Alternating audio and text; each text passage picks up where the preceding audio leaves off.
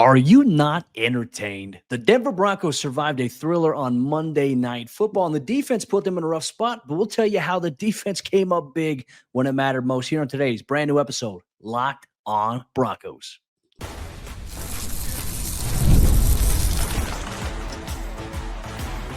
You are Locked on Broncos, your daily Denver Broncos podcast. Part of the Locked on Podcast Network, your team every day. Hey. What's up, Broncos Country? Welcome into another episode, Locked on Broncos, your daily Denver Broncos podcast, part of the Locked on Podcast Network, where you know it is your team every day. Thanks once again to all the everydayers and first listeners out there in Broncos Country. We appreciate you so much for rocking with the show every single day, all year long. I'm Cody Roark, Broncos reporter for Mile High Sports, joined as always by Sayre Bedinger, site expert for OmniOrange.com. And the Broncos survive a little bit of a thriller on Monday Night Football. You might want to check your heart rate monitor to make sure your heart's still beating, because that was a little bit of a back and forth. You had all the drama, and ultimately Jaquan McMillian and the Broncos defense coming up with a big-time moment, like a gladiator moment, putting the thumbs down. Are you not entertained? We'll break it all down here on today's episode, Lockdown Broncos. We'll wrap up the Broncos going to the bye week with an 8-5 record after Monday night's win. What does the state of the entire AFC look like after the fact? Some we'll look at this week. Obviously, Bo Nix and the Broncos offense making some big splash plays in this game, needing to put up points. They did just that. But the Broncos defense really on a night where they gave up a lot of yards. We'll kick things off with how the Broncos defense helped them win the game on Monday Night Football here on today's episode, brought to you by our friends over there at FanDuel. Make every moment more. New customers can place a $5 bet, and you'll get started with $150 in bonus bets if you win your first $5 bet. Visit FanDuel.com to get started. Sayre, I tell you what, we're getting here late, back past midnight here, Monday Night Football. The Broncos hang on in a thriller where it's like, hey, anything that you could expect to happen from a drama standpoint, it certainly did. It definitely did, Cody. I mean, this was, you see people on Twitter or X saying this is maybe the most entertaining Monday night game of the year, one of the most entertaining games of the year, period. If you're an NFL fan, just watching for, the fireworks, right? And we got all of the fireworks in this game, whether it was offensive fireworks, whether it was the pick six, which ended up being the savior for the Denver Broncos once again. Cody, we saw it against the Las Vegas Raiders earlier this season where Pat Surtain intercepted Gardner Minshew, took it back for 6, completely changed the complexion of that game, and frankly, maybe even the season for the Denver Broncos if they would have gone down by 10 points at that point. And now against the Cleveland Browns, the Browns driving down the field, the Broncos desperately needed to just hold them, and Nik Bonitto comes up with a pick 6 in the first half there, which kind of, I mean, it was already going back and forth at that point, Cody, but that kind of started this, like, okay, we're trading. This is like a boxing match, and we're not talking Jake Paul and Mike Tyson here. We're talking about actual boxing, like real stuff. Like, these guys are trading punches, and it was such a fun game. And yet I'm looking at my Apple Watch during the game. I'm checking my heart rates up in the 120s. I'm like, what the heck is going on right now? You said it best. So, man, it was back and forth, but the defense, man, they were terrible in so many aspects and amazing in others.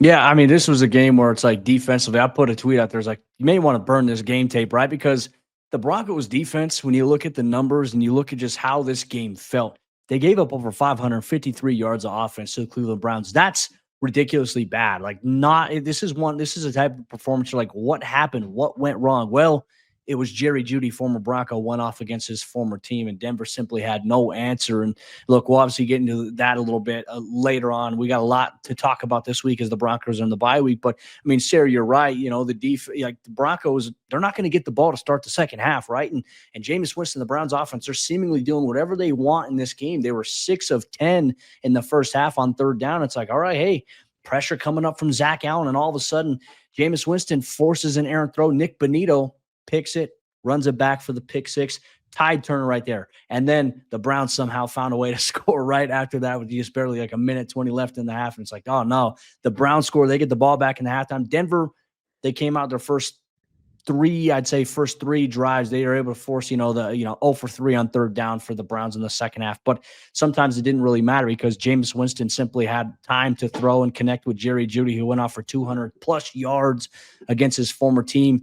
And interestingly enough here, Sayre, Pat Surtain only guarded him on a few, like in terms of coverages. I think there's only 3 targets. He gave up 2 catches on 3 targets for a total of 30 yards, according to Next Gen Stats. Whereas when he was against Levi Wallace, we don't even want to talk about those numbers there on this show. We'll highlight a little bit later in the week. But Denver giving up over 500 yards of offense, but coming up big, and really no bigger moment. Look, Denver, they kick a field goal late in the fourth quarter. They go up at this point, and it's like, hey, now you got to get a stop defense. And then you see rookie cornerback Chris Abrams' drain getting thrown in the game. Levi Wallace benched for the rookie who got his first NFL regular season action.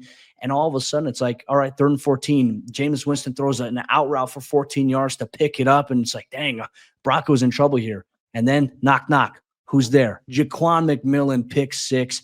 That gave the Broncos a 41-32 advantage at that point. I mean, unbelievable tide-turning events. That one was entertaining. The stadium was electrifying. This game was a thriller, but it was also enough to have people pull their hair out from the defensive standpoint too.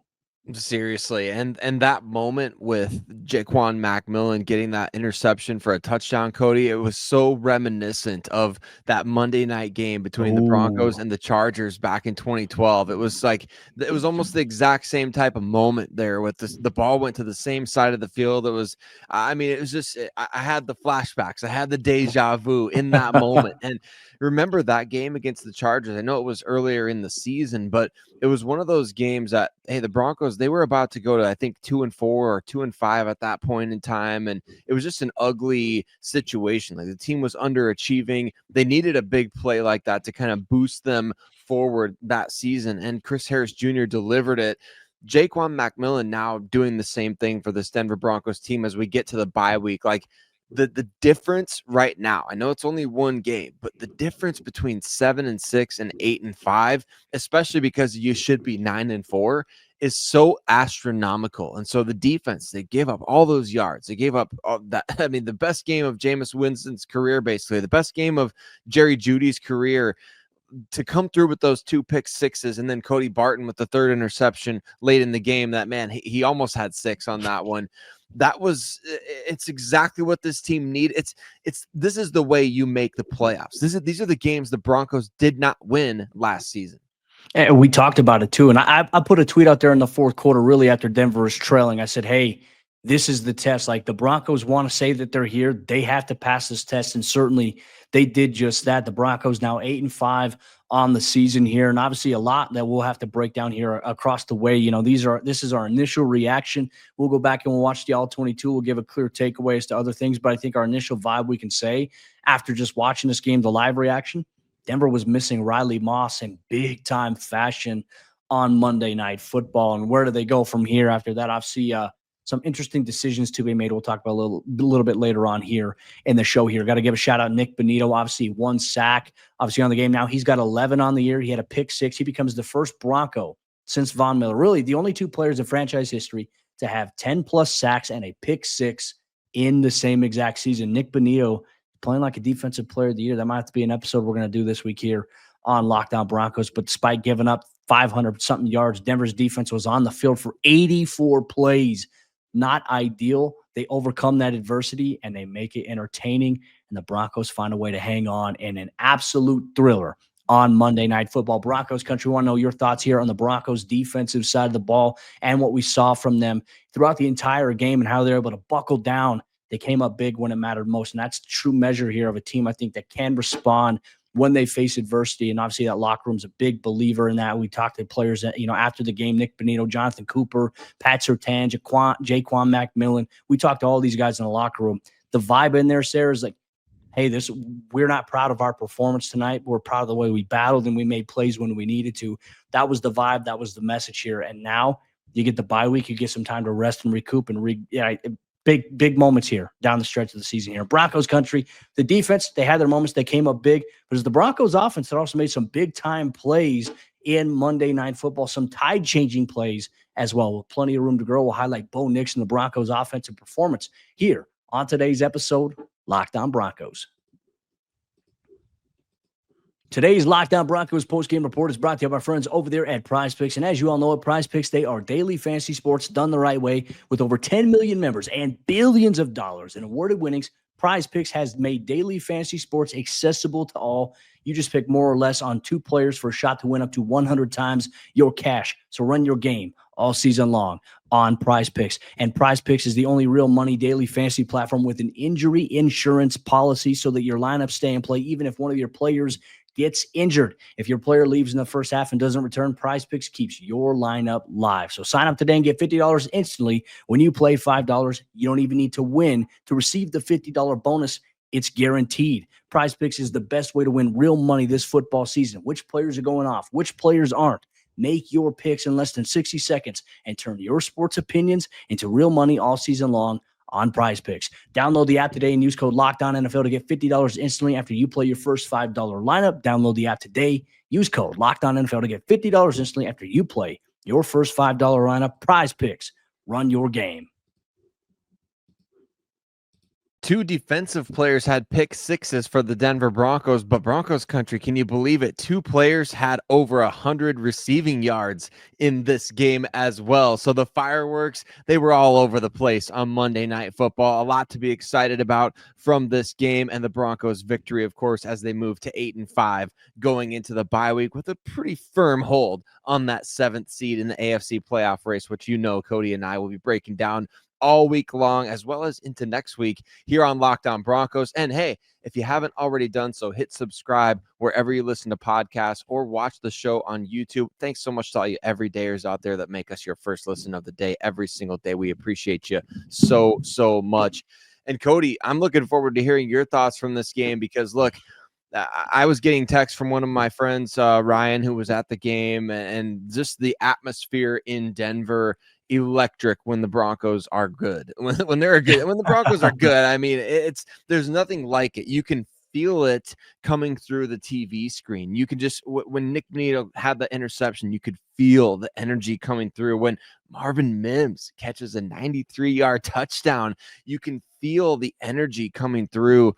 Let's talk about that offensive performance. Bo Nix coming through with some clutch plays on 3rd down. Yeah, look, the Broncos offense, first drive, I think it was a 3-and-out. They weren't able to get much going. They get the ball back, and then all of a sudden, Bo leads them on a drive down the field. Some nice plays extending with his legs. I think he made some good decisions with his arm there.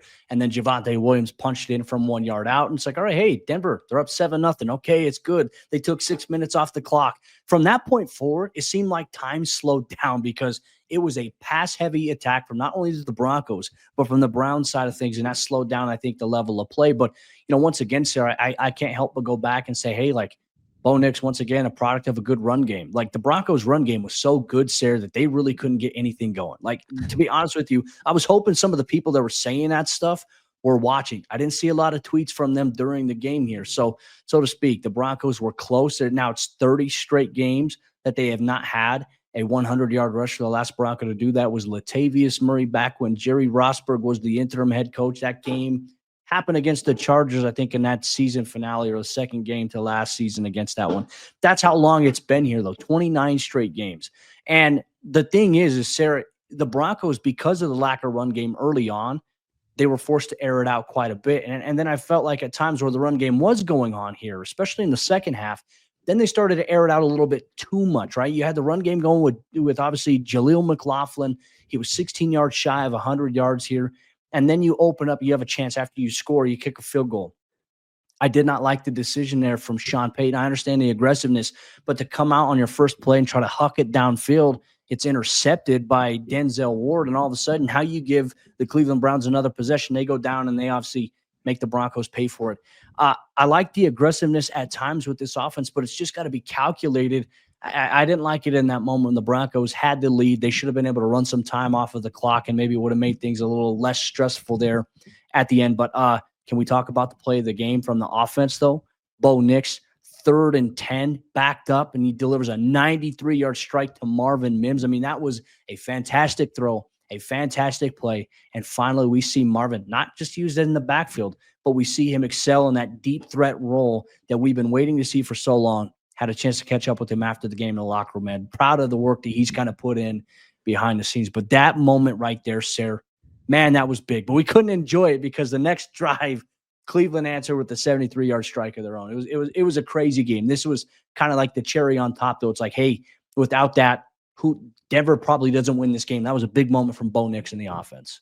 It really was, and it was so cool to see that. I mean, especially because it kind of felt like the Browns were dictating a little bit defensively at that point. Like you said, the Broncos were 3rd and 10, backed up into their own, way deep into their own side of the field, and then obviously Bo was getting kind of criticized by Troy Aikman on the TV broadcast. I know you were at the game, Cody, so I don't know if you I kind didn't of got hear to it. hear it.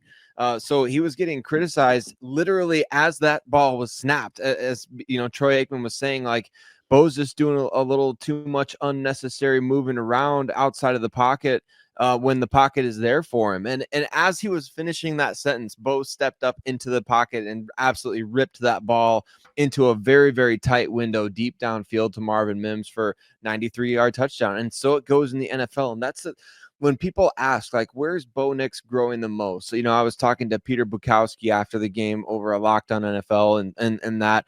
It's like, where's Bo growing the most? In my opinion, Cody, it's with these types of plays. Like, okay, you missed on a couple of throws earlier. Your timing hasn't been there completely with Troy Franklin. So are you going to be hesitant to throw that pass to Marvin Mims? Are you going to take a little air off? Are you going to put a little too much behind it?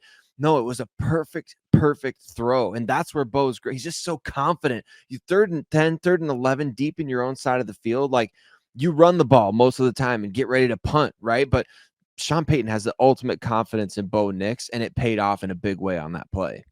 And you love to see it too, because it's like, all right, hey, Bo's not afraid to take shots and take chances. I think one thing we always see with some rookie quarterbacks from around the league, and maybe not necessarily this year, but I think over the course of the last however handful of years, you see quarterbacks play with hesitancy, right? It's like, do I make that throw? Like, Bo is not afraid. Like, early on, I think maybe in the first couple of weeks of the season, we saw him hesitate with some of those decisions, right? And now it's like, hey, he knows what he can do. He knows what he can get away with, and he knows how to time it perfectly. And look, hats off to the Cleveland Browns defensively. I thought their coverage, they played a pretty good cover 2 shell a good portion of the game. They were physical. They were physical at the line of scrimmage, and I think the receivers battled well against that. But for Marvin in that play, I even asked him, I said, did time stand still? And he said it felt like forever just watching that ball come in the air. But he said he was laser focused. He caught it because up in the press box when you're watching it live, at one point, I was like, wait, like, is that going to be intercepted? And then all of a sudden, it's just perfectly placed. You see Marvin outrunning everybody. It's like, wow, all right, big play right there. I love the willingness of this team. And you can obviously tell that Sean Payton has a lot of confidence in these guys. There was one point they debated on whether or not they're going to go for it on 4th and 1. It's like, hey, just take the points there, Sean. Get the lead 35 to whatever it was at that point, or 34-32 at that point. Kick the points, take the lead. And I know your defense hasn't been able to stop anybody, but just the confidence factor that we're seeing. And look, Bo, he had one pass that was batted up into the air. I thought it was a well-placed football. It's low. Unfortunately, the cornerback Denzel Ward made a great play, tipped it up into the air. It didn't hit the ground, and it just bounced up into a defender's arm. That second interception, that was a bad play by Bo. And look, obviously, we can talk about the criticism side of it.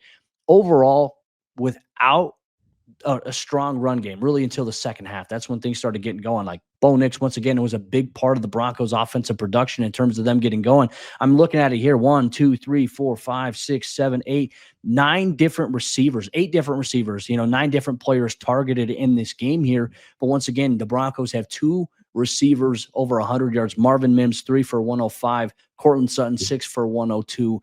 The streak continues here. Bo Nix is making progress, and this was a great response by the Broncos. I think facing the adversity that they did, can they survive in a shootout? That was a question I think you and I have had, and I think a lot of people in Broncos country have had for a while.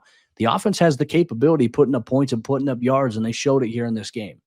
And they've been so much better on 3rd down, especially throwing the ball, Cody. Bo Nix, 7 for 11 for 156 yards on 3rd downs in this game. And obviously a large chunk of those yards came on the play to Marvin Mims, including the lone touchdown that Bo Nix had on the day passing the ball. But just in general, you see the connection between Bo Nix and Courtland Sutton on 3rd down. There was at one point, Joe Buck and Troy Aikman were talking about Courtland Sutton has had 3 catches to move the chains on 3rd and 6 or longer. It's just a big key. He's been huge. Absolutely. And it's great to see this offense heating up at exactly the right time. Guys stepping up at exactly the right time. We got to say it though, Cody. The time you mentioned time standing still for Marvin Mims, right?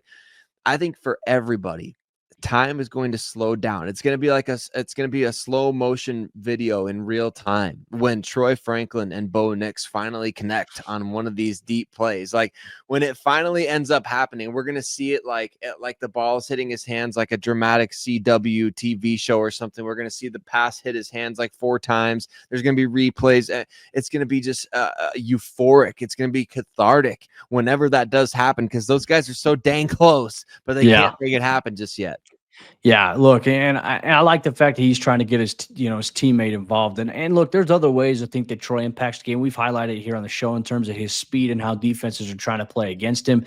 He had 2 catches for 28 yards. I love that little bubble screen that they threw to him, and he just took it and ran inside there and got down to inside 1st and goal, and then Michael Burton did the rest, punched it in there. But really, I think, man, the Broncos' run game, Sayre, has to find a way to get going more. And obviously, thank you for Jaleel McLaughlin. Like he got things going. Audric Estime had a couple of nice runs there inside. But keep the run game going. That has to be a big proponent. And obviously, I think we'll have a larger conversation about Javonte Williams and the run offense this week here on the show. Now that the Broncos are in the bye week, and until then, Broncos country, enjoy the win. Let's celebrate that and celebrate Bo Nix and Marvin Mims' 93-yard touchdown. I shared the Phillip Rivers meme where he talks to the defender. He goes, 90-yard touchdown. Short-lived because Jameis Winston and them threw a touchdown on the very next play there. So I was not able to live that in its glory a little bit, though. But Broncos country, we want to know your thoughts as well. It's about time for us to get into handing out our game balls against the Cleveland Browns. Who comes away with one? We want to hear yours here on today's episode, Locked On Broncos.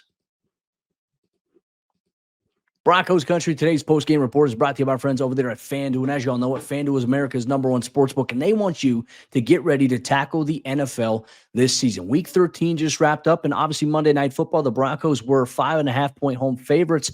Initially, they win this game, obviously 41-32, so that means that they covered the spread. And if you placed $5 as a new customer on the money line or for Denver to cover the spread, well, guess what? You should get $150 in bonus bets guaranteed. That's right. FanDuel is offering our listeners here, Locked On Broncos, new customers who sign up today. You can bet $5 and you can get $150 in bonus bets if your first $5 bet wins. The FanDuel Sportsbook app gives you everything that you need to place live bets on the NFL all in one place. Monday Night Football was a thriller with all the back and forth. Were you live betting during it? FanDuel is the place to be. So when you get a hunch in the middle of the game, you can check out the latest stats. You can view live play-by-play and so much more on the same page where you place your bets. Just visit FanDuel.com to join today, and you'll get started with $150 in bonus bets if you win your first $5 bet. That's FanDuel.com. Never waste a hunch and make every moment more with FanDuel, an official sportsbook partner of the NFL. As we jump in the fourth quarter action on today's episode, Locked On Broncos, Denver improving to 8-5 on the season in the playoff mix at this point, maintaining that 7th spot inside the AFC wildcard race here. And we're going to hand out our game balls on today's show. Broncos country, thank you once again for making us your first listen, becoming an everydayer. If you're not an everydayer, make sure you become one, because every single day, even throughout the bye week, you're going to get a brand new episode of Locked On Broncos. We'll break down what's going on with the team. The team may be off, but we're not off. We got a lot to break down, recollecting our thoughts on the entire first half of the season. But now it's time for our special part, a Victory Tuesday episode of the show. The Broncos victorious here, so that means we're going to hand out our game balls. Sayre, my friend, offensive side of the ball, who you handing a game ball out to here for Monday Night Football? I'm going to give a game ball to Garrett Bowles, Cody, because we don't talk a lot about Bowles on this show. You know, we don't talk a lot about the old linemen in general unless something crazy happens. Either they have like a crazy grade or they have a crazy block or something goes wrong. Garrett Bowles, the last handful of weeks, matter of fact, this whole season has played pretty darn well. Going up against Myles Garrett and Max Crosby in consecutive weeks is no small task, and Bowles has kept them both at bay. I know that Myles Crosby lines up on that left side of the offensive formation most of the time that he's out there on the field. He was pretty quiet in this game. I know he kind of forced the pressure that caused that interception, or helped cause the interception early in the game. But other than that, man, you expect Myles Garrett to be out there hitting your quarterback from behind consistently, blowing up plays consistently. That wasn't really the case in this game. The Broncos had a great protection plan. Bowles did his job. I think he deserves a game ball this week. Yeah, no, look, I think the Broncos offensive line for the most part did a really good job. And look, they got some things going. I know Bulls did get called for that one hold off of a nice run. And once again, I know I looked in the Slack chat and I was like, man, the Broncos, they get a good run, and all of a sudden there's a penalty. And of course, it's on Garrett. But Garrett, no, you're 110% spot on. Like, there are going to be plays where you make mistakes. You could call for a penalty, but I think the overall body of work for Garrett has been spectacular this season. He's been very solid here, and it makes the Broncos decisions this offseason think of very interesting. What are they going to do? Are they going to bring Garrett back? He wants to play. He wants to stay in Denver. He's building something with Bo Nix, and all of a sudden it seems like the Broncos have found their guy at Bo. It's like Garrett's like, I want to stay. I want to be part of this. And so we'll see what the team's decision is this offseason. I like that. I'm going to give an offensive game ball here to Marvin Mims, obviously coming up with the biggest play for the offense on the day, 93 yards to be able to focus and haul in that deep ball touchdown. That's been big. The Broncos have been waiting for that type of big explosive play. Now for Bo Nix, his rookie season, he's got a 93-yard touchdown. Pretty nice to see right there. So Marvin Mims is going to get a game ball on my end here for the Broncos. Now, if we have to switch to the defensive side of the ball, Sayre, where are you going here? Because look, it's hard. Like, when you surrender over 500 something yards off, it's like, do you give somebody a game ball after that type of performance? I think context matters. This was a very uncharacteristic game here by Denver's defense. I was shocked at how much they got gashed and chunked here. This definitely is not representative of what the Broncos defense is. So, you going to give a game ball to anybody? You know what? I think we got to give one to Nik Bonitto, right? I mean, he had his 11th sack of the season. He had the pick 6 in this game, which obviously was a game changer for the Denver Broncos. And he just continues to prove himself, as you mentioned earlier, Cody, and we'll talk later in the week about as maybe a defensive player of the year candidate here for the Denver Broncos. I mean, it's one of those years to kind of where that award is very much up in the air. So it'll be interesting to see what happens. But Bonitto has been, I mean, just awesome this season for the Denver Broncos. And remember, Broncos Country, that he was acquired. The pick that the Broncos used to draft Nik Bonitto was acquired in the trade back in 2021 with the Los Angeles Rams. George Paton's first year on the job as general manager had to make the difficult decision to move on from Von Miller, a franchise legend, and managed to get a second round pick and then some. I believe a second and a third as well, Cody, in that trade. The second round pick in 2022 used on Nik Bonitto. So how interesting is it that Bonitto is now playing at a defensive player of the year? We're having the conversation that he's playing at that level. That pick was acquired from the Von Miller trade. It's just kind of a fun little, wraparound history repeating itself in a way. It's pretty nice when you can kind of connect the ties that bind a little bit. And obviously that could be historic here. I mean, it's trending towards that way here for the Broncos. They've got a superstar pass rusher in the making here in Nik Bonitto that they really believe in. And man, did he play like it in this game. I thought he, Jonathan Cooper, Jonah Ellis, all three of these guys registered a sack. They got after the quarterback. Zach Allen didn't get a sack, but man, he had 4 quarterback hits on Jameis Winston, and he forced Jameis to really throw that pick 6 there to Nik Bonitto. So obviously he gets a little bit of shout out.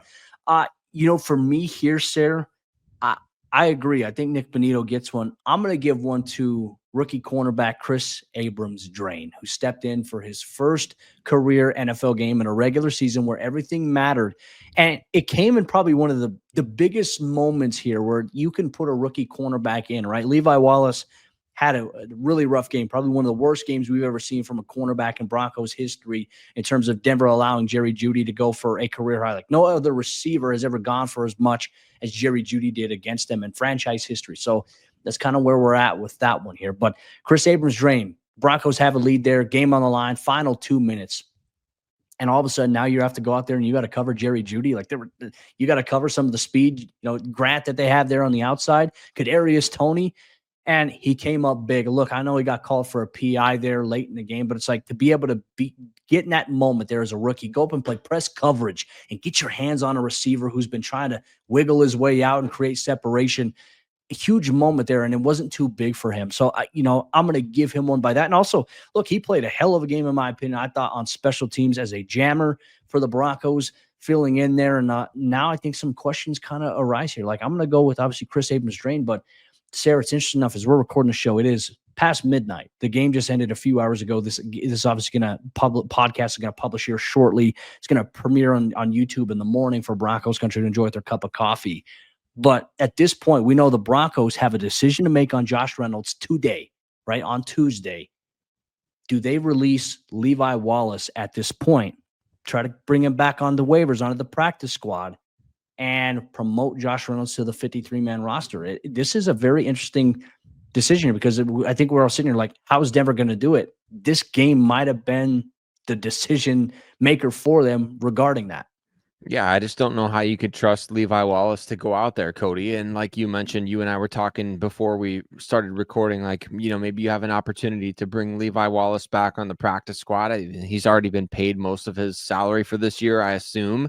So at that point, I'd say, why not? And this year has been all about, let's get the young guys involved. Chris Abrams-Drain comes out there. He looked ready to go. I mean, I know that he gave up that one catch, but it was even a bit of a questionable catch as well. I mean, it required Elijah Moore to make kind of a ridiculous toe drag swag, and I'm not even sure he dragged the toes. The Broncos just only had one timeout to play with, didn't throw the red flag.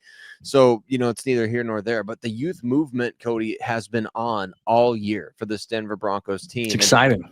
It is. It's very exciting. So why not just dive headfirst into that deep end? Like, let Chris Abrams-Drain go out there. His first game with extensive snaps would be against the Colts. You also have Damari Mathis. You also have the idea that, like, Riley Moss, we hope will be back. And Riley, we really hope you will be back for that game, because my gosh, I don't know if we can survive another one of these, but look, it's definitely up there. It's there for the Broncos. And my thoughts. If they shut down Josh Reynolds, I think they'll regret it come time for the playoff run. Agreed. And they're going to have to find a way to get the run game going if they are going to make a playoff push. And even if they maintain their spot and they make it in the playoffs, you have to find a way to run in the postseason. That's going to be a big key here. Look, Broncos country, Denver's going to their bye week at 8-5. They're in a good position right now, and they can control their destiny the rest of the way here.